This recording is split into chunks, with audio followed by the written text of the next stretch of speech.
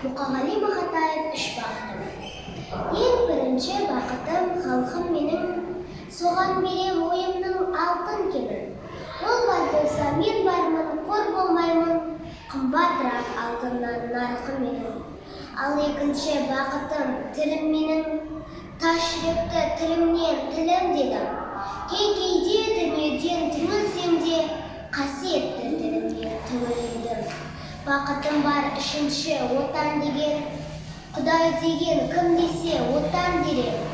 Оты сөнген жалғанда жан басыңға, ойланбай-ақ кел дағы отанменен. Түтінді тек өсірбі көгере бер, немерелер көресің шөберелер.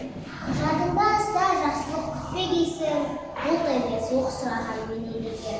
Үш бірдей бақытым бар алақандай, мені мұндай бақытқа жарата ма? Ішкі нұрын төгеді аспанынан, атырау алда